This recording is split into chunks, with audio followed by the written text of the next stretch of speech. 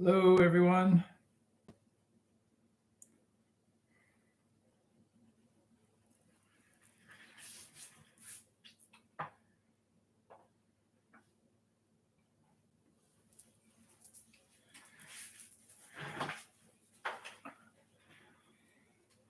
Glad to see everyone here.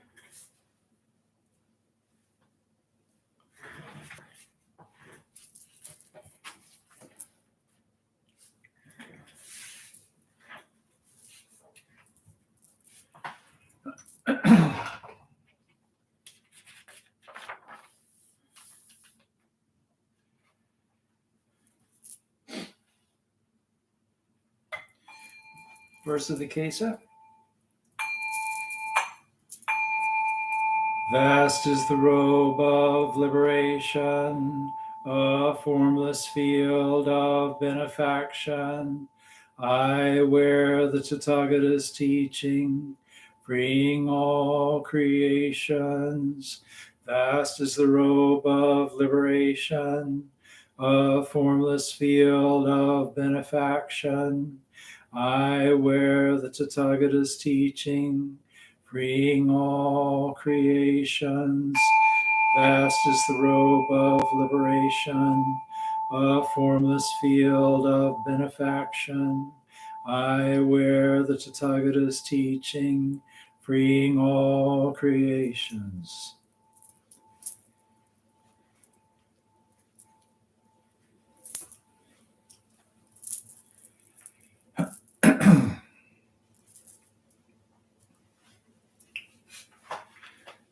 Gotcha of Atonement. All evil karma ever committed by me since of old, on account of my beginningless greed, anger, and ignorance, born of my body, mouth, and thought, now I atone for it all. All evil karma ever committed by me since of old, on account of my beginningless greed, anger, and ignorance, born of my body, mouth, and thought, now I atone for it all. All evil karma ever committed by me since of old, on account of my beginningless greed, anger, and ignorance, born of my body, mouth, and thought, now I atone for it all.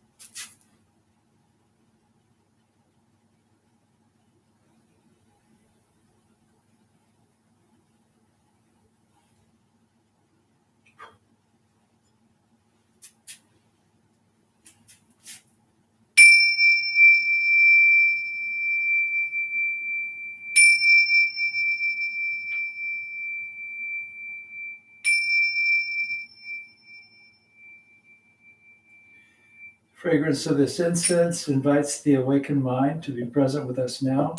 Fragrance of this incense fills our room, protects and guards our minds from wrong thinking. Fragrance of this incense unites us with precepts, concentration, and insight. We offer it for all beings.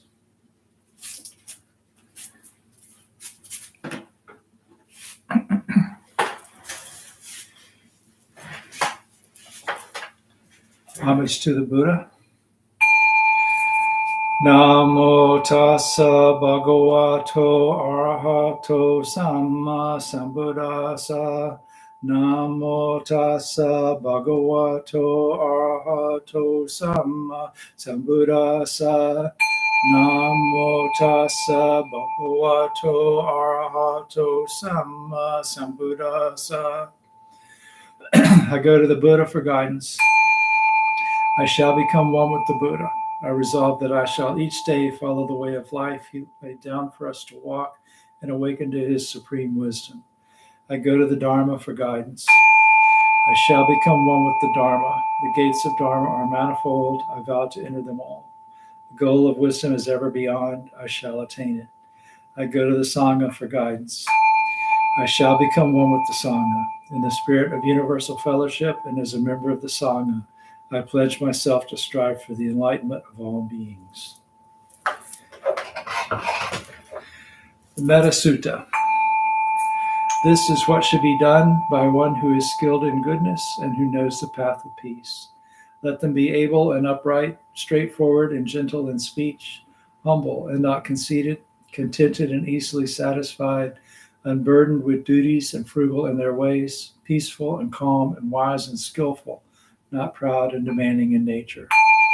Let them not do the slightest thing that the wise would later reprove. Wishing in gladness and in safety, may all beings be at ease. Whatever living beings there may be, whether they are weak or strong, omitting none, the great or the mighty, medium, short or small, the seen and the unseen, those living near and far away, those born and to be born, may all beings be at ease. Let none deceive another or despise any being in any state. Let none through anger or ill will wish harm upon another. Even as a mother protects with her life her child, her only child, so with a boundless heart should one cherish all living beings, radiating kindness over the entire world, spreading upward to the skies and downward to the depths, outward and unbounded, freed from hatred and ill will, whether standing or walking, sitting or lying down, free from drowsiness, one should sustain this recollection. This is said to be the sublime abiding. By not holding to fixed views, the pure-hearted one, having clarity of vision, being freed from all sense desires, is not born again into the world of suffering. May I be happy and well. May no harm come to me. May I learn compassion. May all my friends, family, and those I love be happy and well. May no harm come to them. May they learn compassion. May all those troubled in body, mind, and spirit be happy and well. May no harm come to them. May they learn compassion. May all those who have hurt me in body, mind, and spirit be happy and well. May no harm come to them. May they learn compassion. May all those I have hurt in body, mind, and spirit be happy and well. May no harm come to them. May they learn compassion. May all my enemies be happy and well. May no harm come to them. May they learn compassion. May all living beings be happy and well. May no harm come to them. May they learn compassion.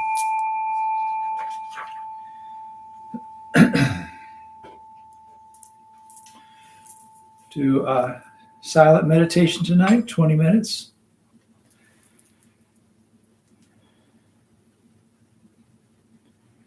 I'll start the timer as soon as I hit the bell. So if you're setting your own timer and muting the sound.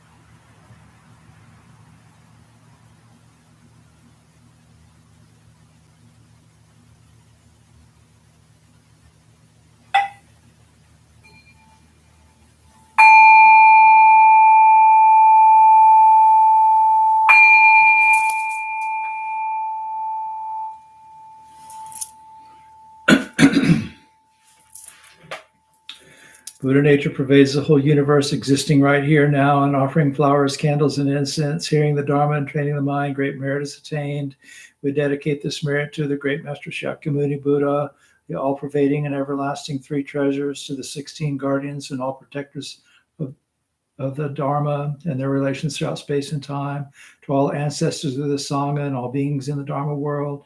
May penetrating light dispel the darkness of ignorance, so that all karma be resolved and the mind flower bloom in eternal spring. May the Dharma body maintain strength and health, and years of life be lengthened for all teachers of this Sangha. May their vows be fully realized, and may they live in perfect peace with Buddha Dharma. We pray for those suffering from violence and those who grieve for them, for those living in oppression, for all who are imprisoned who should be free, for all refugees from violence, hunger, and catastrophe. May they be serene through all their troubles, and may we realize the enlightened way together. Sabe sata sadahantu avera sukha jivino katang punya phalang mahang sabe bhagi bhavantu te. May all beings always live happily, free from animosity.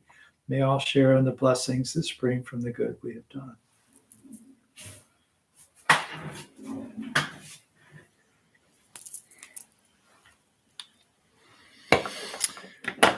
Hello, Ellen. Hi, Dee. Hi, Nina, Marianne, Daphne, Jeff, Catherine.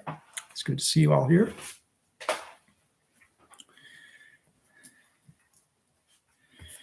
So I have much to tell you. So first, I want to apologize for last week. So those of you who are on the Zoom call on Thursday heard it already, but I just it was a weird week. Some strange things happened, not bad things, not bad in any like major way, more inconvenience, but it just threw me all off. And about 7:15, I realized that I had been supposed to be on a live stream at 7:00, and I wasn't. So, hey, Brandon. So sorry about that.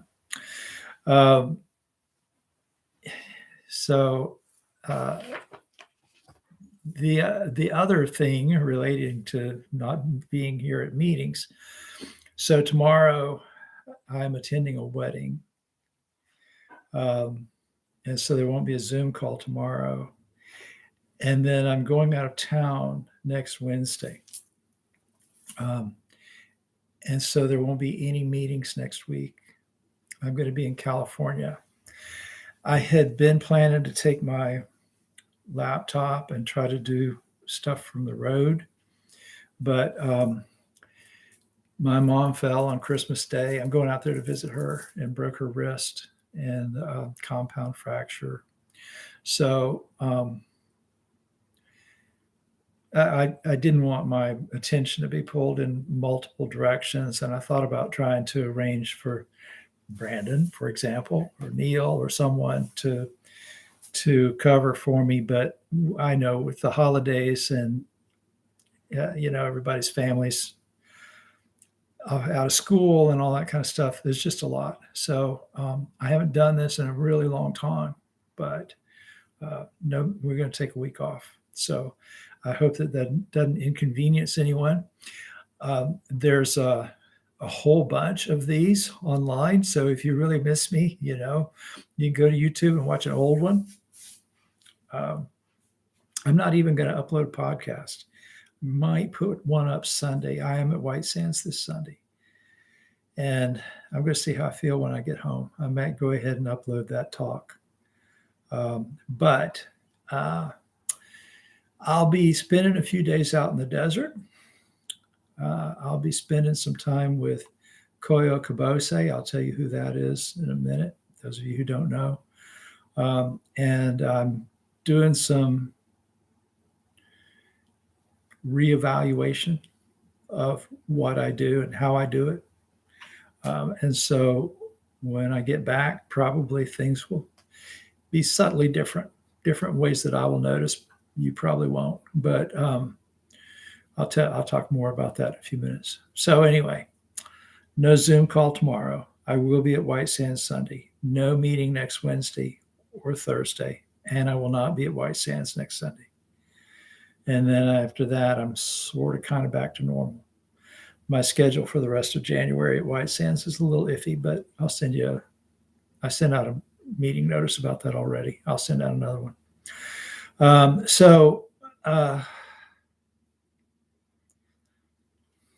I mentioned Koyo Kabose. Some of you know who that is. Some of you probably do not. So,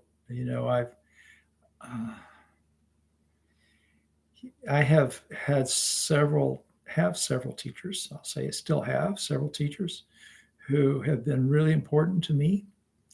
In fact, we were talking about this at the prison the other day. How truly fortunate I have been to have been present with some really exceptional people who teach the Dharma. And honestly, I don't know how I got that lucky. I must have done something really good in a previous existence, honestly, to be able to say that I've studied with Tun Chao Kun at Wat Florida Dhammaram and Koyo Kabose and Kai Tian and Greg Creech and Jim Ginjo Gallagher. Leave anybody out? I think that covers kind of the key ones, and they're very, very different from one another. They come from very different schools of Buddhism. They have real different attitudes and opinions toward, what it means to be a teacher, and views on the Dharma and stuff like that. And there's not a one of them that I would say I've always been in complete agreement with about everything. But that's okay, because, they wouldn't be in complete agreement with each other about anything. So that's all right. So Koyo Kabose is so Bright Dawn, which is the ordination that the sort of the seminary program, for lack of a better term. I don't know that it's self-referencing in that way, but that's basically what it is, that I did, and then Brandon and Neil and Mark and Pia and some other members of our community have done, where you get the sensei title. He and his father founded that organization, and it's centered in Coarse Gold, California. And so I'm going to spend at least a night there, plus, most of 2 days there with him. I'm really looking forward to that. I always benefit in enormous ways, sometimes in ways that I am not aware of until months afterward, whenever I spend time with Koyo. So I'm looking forward to it. So I want to update you on plans for next year. We are still looking to start meeting in person, probably the first week of February. That's kind of the tentative plan at the collective. So, if you're not in town, or if don't feel comfortable meeting in person anywhere yet, you'll be able to see those on YouTube. That's a big part of why we're going to the collective, is that they have that capacity, that capability. So they'll still be live streamed. And I think it's going to be a good thing. I think it will be very positive for the community. It's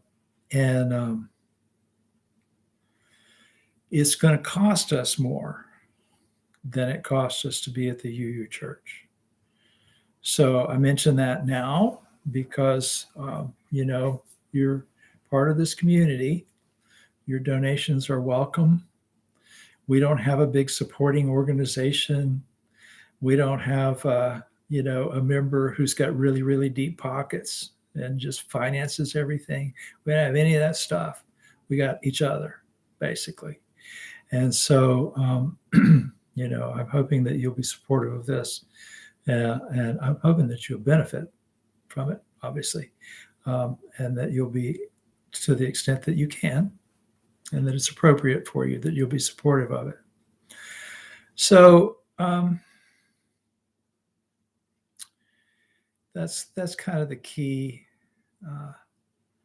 nuts and bolts things I wanted to talk to you about. So one other thing is, I still welcome your questions here in these things. If you have a question that you would like me to talk about, please feel free to post it. I'd say you can email me questions, but I know some of you don't make it every single time. If you post them here, then I answer it. I know I'm answering it when you're here and can hear it, right? But if you post something that for whatever reason I don't feel like I can go into at the time, I'll just have to say we'll come back to that. But rarely would that happen, because I know nearly everything. I don't, but rarely am I asked a question that I can't at least answer in the context of what we can do in a 20-minute Dharma talk. So feel free to post questions. I encourage them. And part of the reason I say this is because I've had some interesting conversations and interactions online in like Facebook groups that I belong to and stuff in the last few weeks. I mentioned on the Zoom call that one of the issues I had last week that totally messed me up was I went to the prison for two different things, for two different reasons, on 2 different days, and was not allowed in. Now, most people would say not being allowed into a prison would not be a big problem, but I did drive all the way up there for events, and then couldn't get in, and it just messed up my mental schedule. But we were talking about there's this thing that Zen people do, Zen students do, and you start seeing it really acutely if you visit like Zen groups on Facebook or LinkedIn or anything like that, which I don't do a lot, but I belong to some, and I do know some people who run some of these groups, and it kind of helps to maintain some contacts. And once in a while, I'll weigh in on a discussion or something, but mostly I'm just there. But I was visiting some of them this week because the teacher of says there's one of the guys in the group at the correctional institution who is an ordained Zen monk, Soto Zen monk, just like me. And his teacher apparently passed away, or so he heard. And so he had asked me, can I check with their Facebook page? And so long story short, couldn't contact anybody with them, and kind of waiting for them to answer me back. But so I checked in with a couple of the other groups, and to see if anything was being said about this fellow, who was a really significant person in the Dharma in Florida, going back like 40 years or something like that. He was 85 when he died, and I think he founded this Zen center in South Florida, like in the 70s, maybe, or 80s. Anyway, so two things. So the conversation at the prison, one was about how important it is to have a teacher. And and Doc, the inmate that I mentioned, started talking about, what he'd gotten from his association with this fellow in South Florida, but then also what he'd gotten from me. And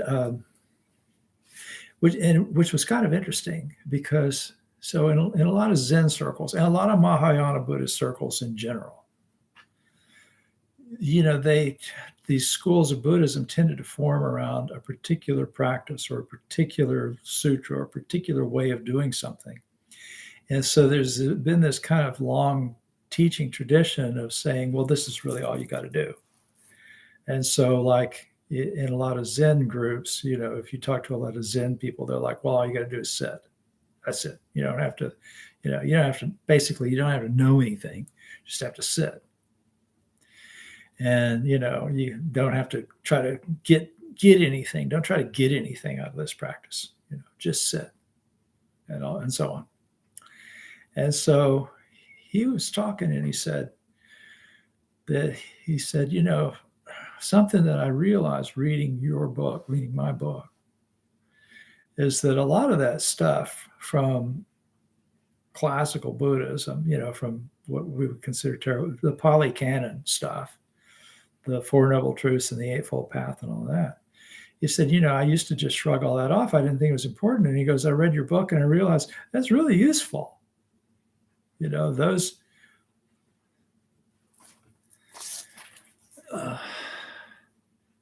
excuse me while I kick somebody out of the group.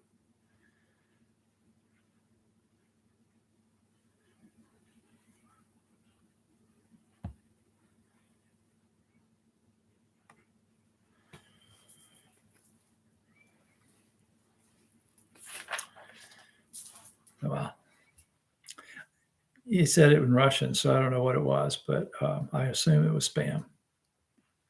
Looked like spam to me. Anyway, he said, this stuff is actually really useful. Not just useful in understanding Buddhism, but useful in how you live your life. And this is the thing I always come back to. It's like all of this stuff, is all about how to end suffering. And suffering is a real thing that people really experience. It's not this abstraction of, the rounds of samsara and all that, which of course is also part of the objective of the practice. But the reality is we create a lot of our experience. And a lot of those teachings, those traditional teachings, the stuff that, the Four Noble Truths, Eightfold Path, 12 Factors of Dependent Origination, 5 Spiritual Powers, all those things that the Buddha said, or that, that were written down the first few hundred years after he died and all that kind of stuff, are useful. They help us live better lives.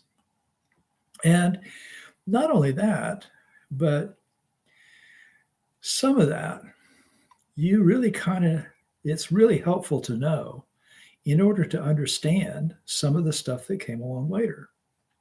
And so this is was a big part of the conversation that Doc and I had, was what is it that you need to know? And this is something that I'm going to be focusing on a lot more after the first of the year. And part of it is going to be thinking about, okay, what do I think? Number one, what do I have to offer by way of teachings that not everybody does? And, Doc was talking about something that Mitch Cantor had told him that had really hit home with him, and that he had stayed with him all this time. So he ordained like 20 years ago, something like that.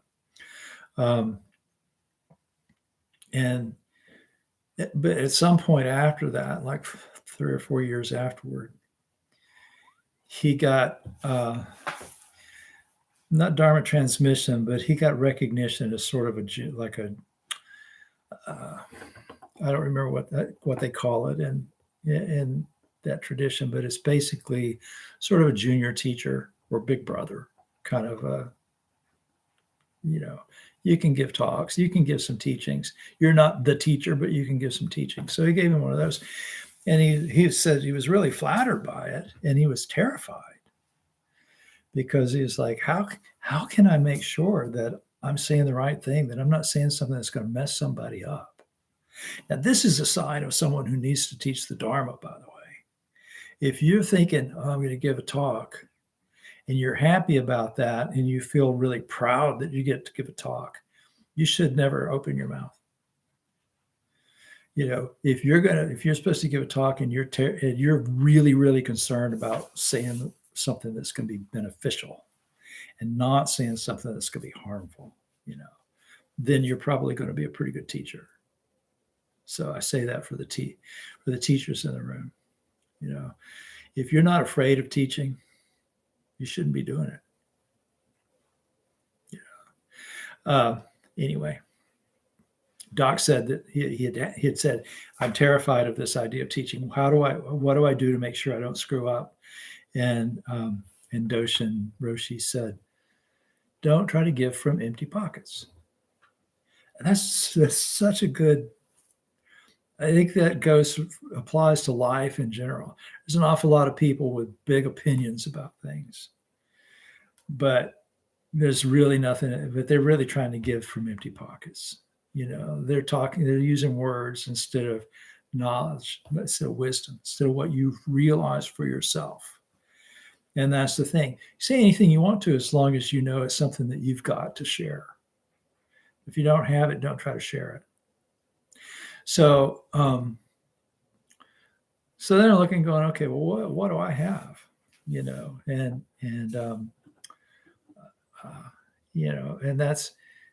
he was saying that was the thing that had been most beneficial to him, was that I understood the usefulness and value of those and could connect it to, the other traditions. So anyway, this stuff is useful. And sometimes it's really helpful to have a little bit of background, where these things come from.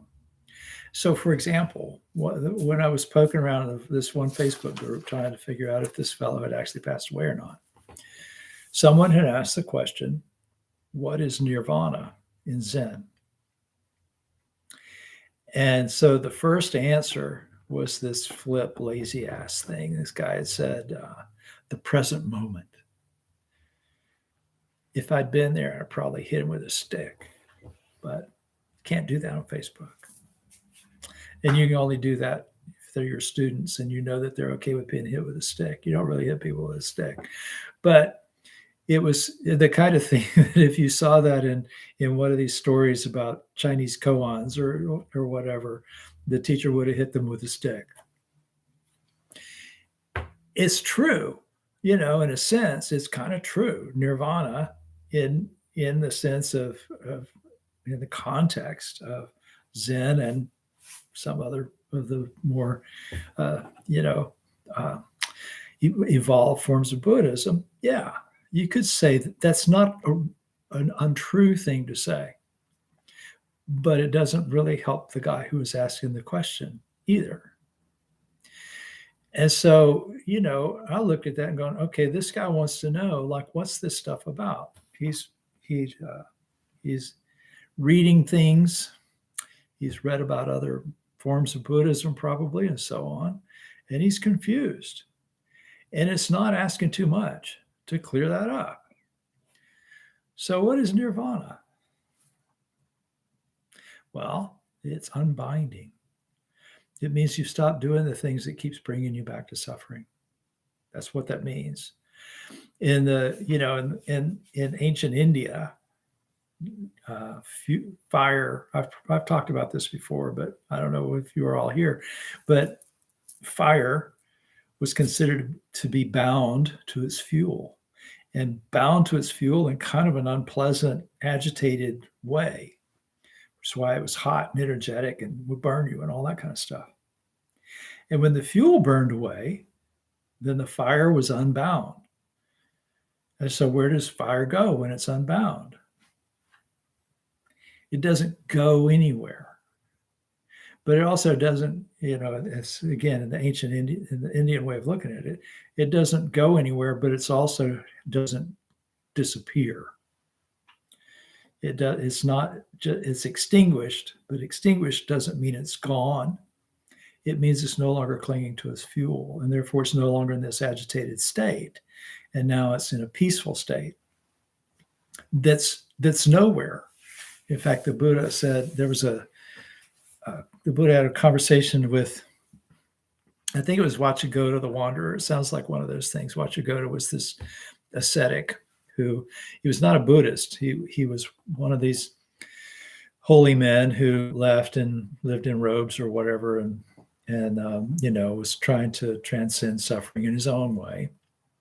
And he would come around and ask the Buddha questions, and usually they were kind of metaphysical stuff, and he asked the Buddha, where does the arahant go when he dies? And the Buddha said, the question doesn't apply. And he said, what do you mean it doesn't apply? And the Buddha said, does he go to the north? Does he go to the south? Does he go up? Does he go down? Where does the arahant go? And the Buddha goes, it doesn't apply. He said, if you have a fire, if you've gathered up some sticks and twigs and you light a fire and all the sticks and twigs burn away, where does the fire go? Does it go to the north? Does it go to the south? Does it go up? Does it go down? And Vacchagotta goes, it doesn't apply. In the same way, when you stop fueling your suffering, at the dissolution of this body, the question, where does the arahant go, doesn't apply. This is what it means to transcend the cycle of coming and going.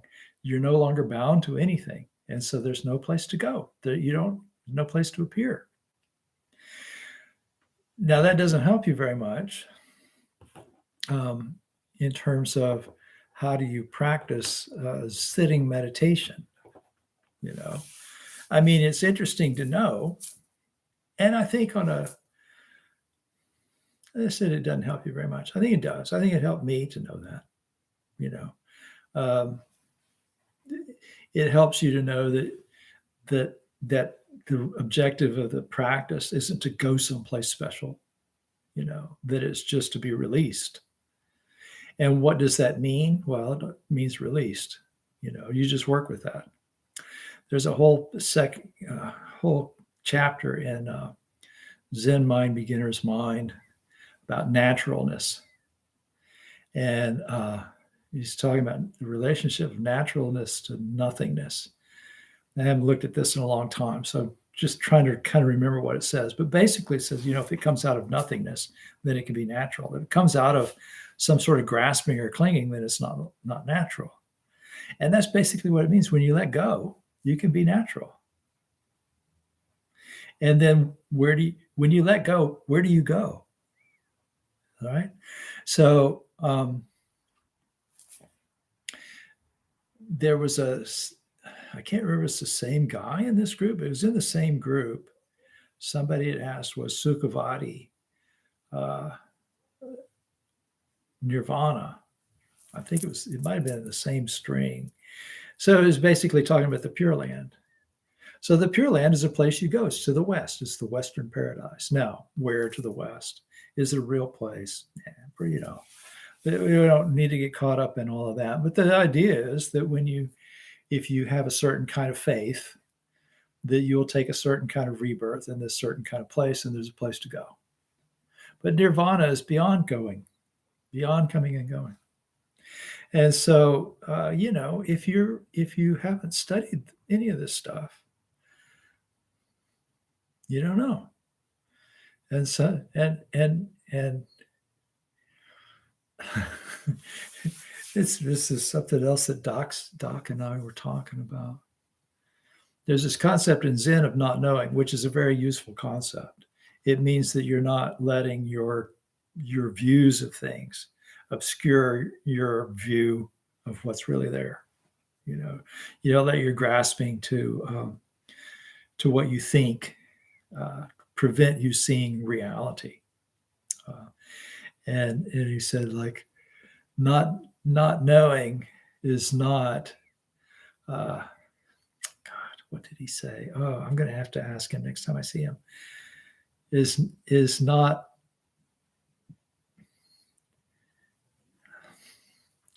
Basically, not knowing and not caring are two different things. Not knowing and being ignorant are not the same thing. So anyway, it was just kind of an interesting idea. So anyway, that's what I have to tell you tonight. I don't think I left anything out. Just look at my list. There'll be more news in the future. I will miss you next week. No, I won't, because I'll be in California with my mom in Coyo.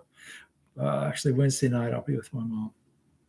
But I will see you as soon as I return. And let me know if you need anything in the meantime. And Happy New Year. Have a good night.